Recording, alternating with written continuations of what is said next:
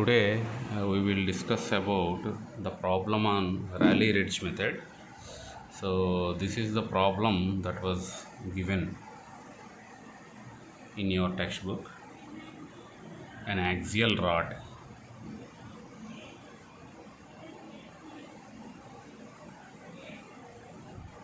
Okay. So at its center there is a load of 2 units, and this is an axial rod. So I'll show the axis like this. So this is the x-axis.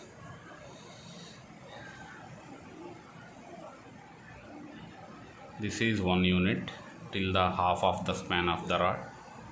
The second half span of the rod is another 1 unit. Okay.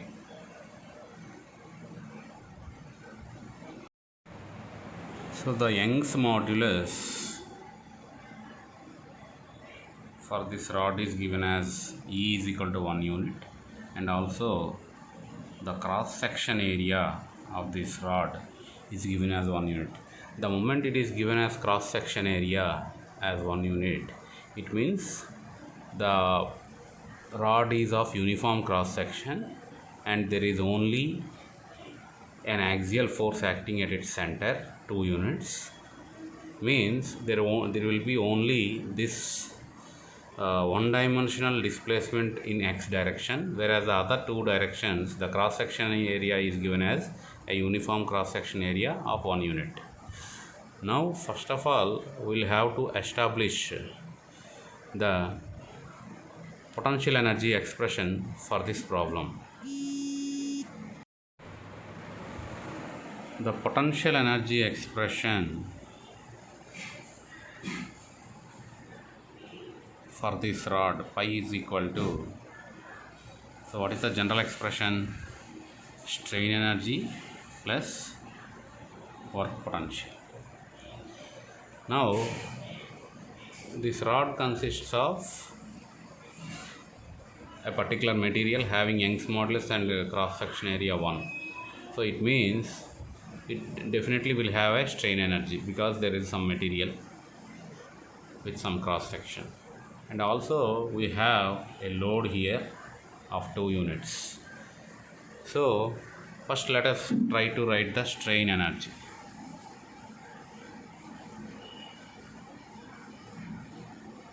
Strain energy. So the strain energy, let us say we call it as U, right?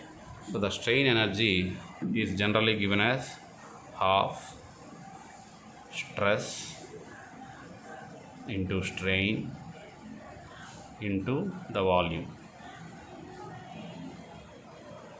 Okay. Now let us consider a small element along this x-axis, right? We consider a small element. Let us say the length is some dx.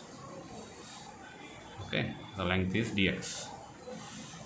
Okay, now how do we find the strain energy for that small element?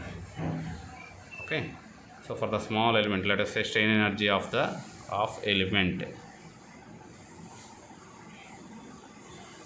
let us say dx. So that would be half, right? The stress we will call it as sigma, and the strain I will call it as epsilon, and volume, to find the volume what we can do, we can write it as area into length. Okay, now let me write individually each parameter. Stress I can write it as Young's modulus into the Young's modulus E into the strain. Am I right or not? Right. Now strain for the element dx, right? So for the element dx, the strain I can write it as du by dx Why do we call it as du by dx? Because the element length considered is dx, and since it is in x direction, the x directional displacements we generally call as u, so it will be du by dx. For a small element the displacement will be du and its original length is dx. So change in length by original length, so it will be du by dx. Okay, so if strain is du by dx, what happens to the stress? That will be E into du by dx, E into du by dx. Okay, so based on this,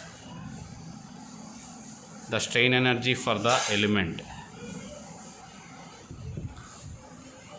is equal to half the stress is E into du by dx, and the strain du by dx, right, into the volume I have told that it is area into length. So area is A and the length is dx. So finally we can write it as half E into A into du by dx whole square into dx. So that is my u for the element.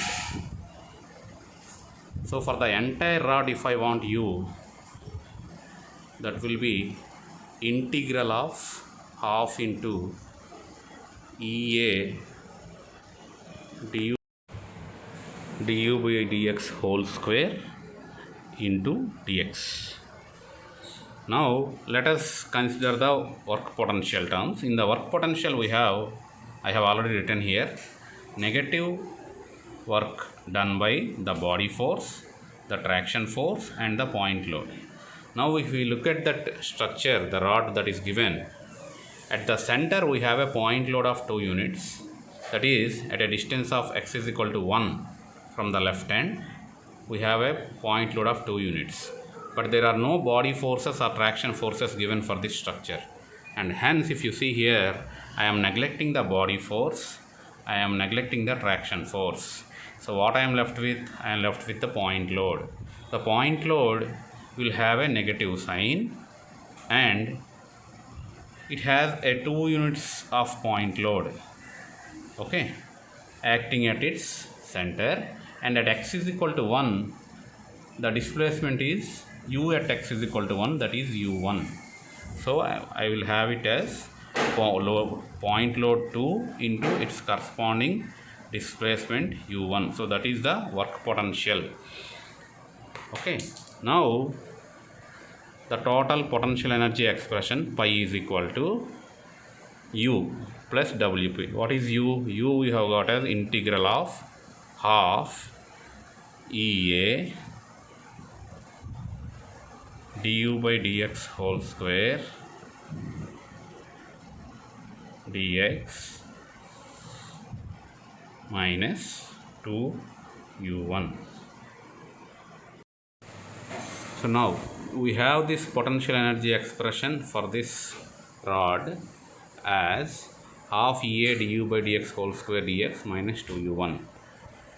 Okay, now according to Rayleigh Ritz method, according to Rayleigh Ritz method, if you remember, what does it say at the Rayleigh Ritz method? The displacement, kinematically admissible displacement field, here it is only u, we don't have v and w. So the kinematically admissible displacement field u can be described as a polynomial function with some polynomial coefficients. Since it is u is in which direction here? X direction. So for u we will have to assume a polynomial function. So how do we assume that? So if we see here, we have x is equal to 0, x is equal to 1 and x is equal to 2. So these are the 3 points that will basically describe the boundary conditions of this problem. Why? There are 2 ends that are fixed at x is equal to 0 and x is equal to 1 plus 1, 2 units. You have boundary conditions fixed, means it is constrained at both of its ends, x is equal to 0 and x is equal to 2. And at its center there is a point load. So totally there are 3 conditions here. So for 3 conditions you should have at least 3 polynomial coefficients. You can have more than that, but these 3 are compulsion. Okay, so that is what a kinematically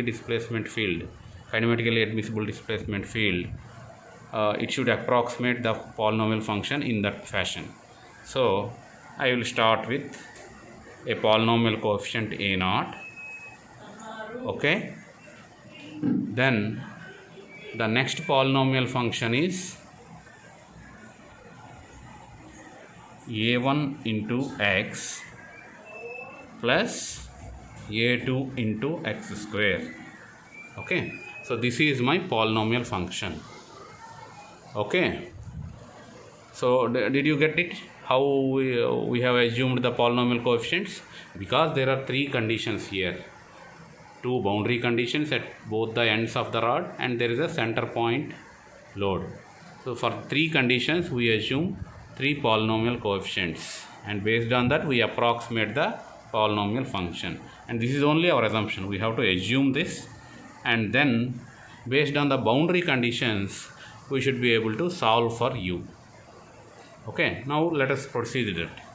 How do we do that? At x is equal to 0, what will be the u at x is equal to 0? It will be 0 because it is constrained. Similarly, at x is equal to 2, what is u? U at x is equal to 2 is equal to also 0 because it is constrained. Okay, and at x is equal to 1, you will have to find u at x is equal to 1, that we earlier assumed as u1, which we have used in our potential energy expression. So substitute both the x is equal to 0 and x is equal to 2 in the given polynomial function. So u at x is equal to 0 is equal to a0 plus a1 x is 0 and a2 x square, so 0 square, so that will be 0. So what does that imply? a0 is equal to 0. Similarly, u at x is equal to 2, so a0 plus a1 into 2 plus a2 into 2 square.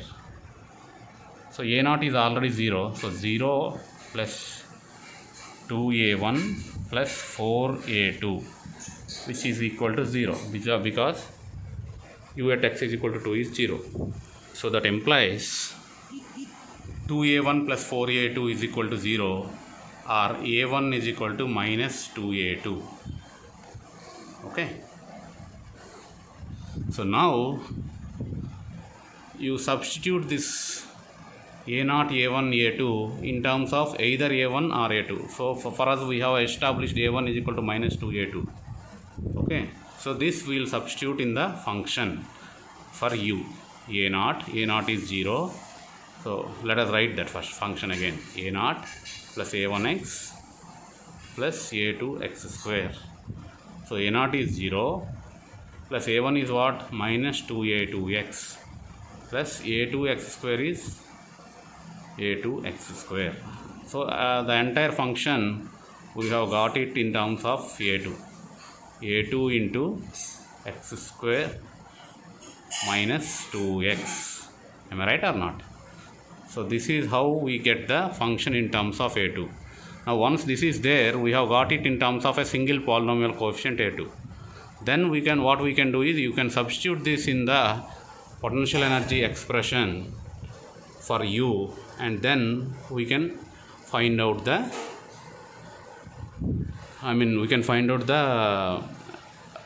expression for u finally, and then you can substitute that to find out the u1 value.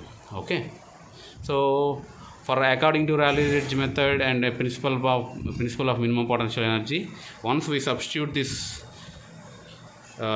u function in the potential energy, then we can find out the entire expression will be in terms of A2, and then we can take the partial derivative of potential energy pi with respect to A2 according to principle of minimum potential energy. Dou pi by dou E2 is equal to 0, and we can get the value of A2, and after that we can substitute in the function u, and we can solve for u1.